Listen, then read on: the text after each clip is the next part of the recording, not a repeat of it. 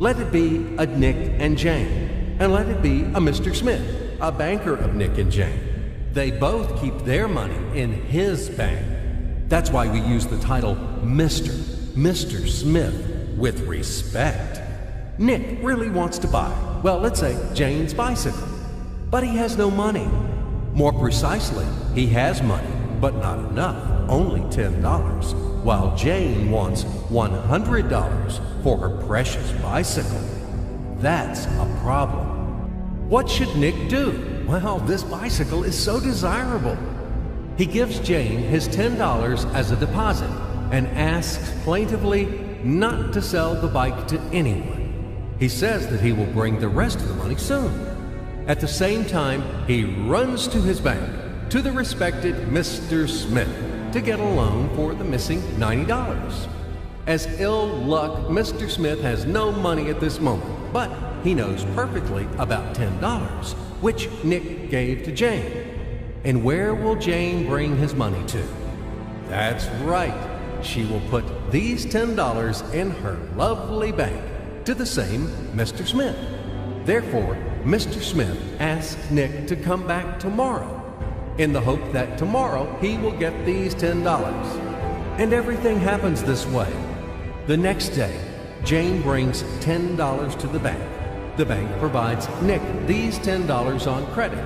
Nick immediately gives them to Jane. She again puts them in a bank. The bank again provides Nick these $10 on credit, etc. As long as Nick the fool will gather enough money for the bicycle. Don't you get confused yet? Be patient, I told you. These demons have been trying to confuse you during 1,000 years. These damn economists and financiers. But anyway, we will figure everything out.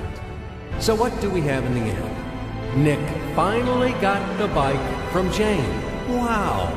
But at the same time, Nick owes $90 to the bank, Mr. Smith.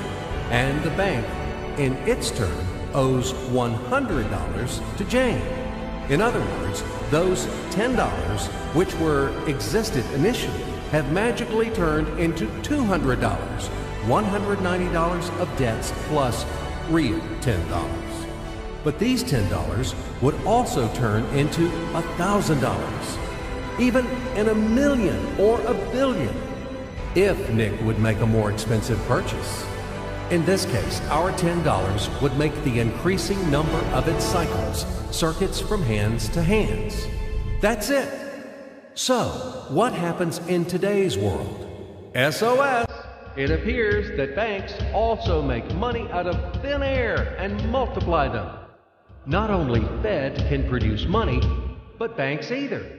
In short, everybody can do this, except you and me.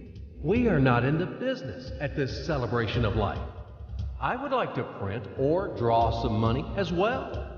In fact, these banks multiply money without any control. And we're still wondering why the banker lives better. What are naive fools are we?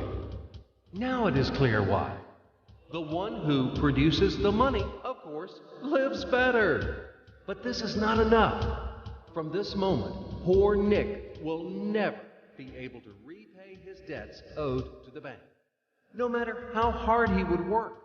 Silly Nick doesn't know it yet, that he's in slavery to the bank, in credit bondage forever, because those $90 which he owes to Mr. Smith do not exist in nature at all.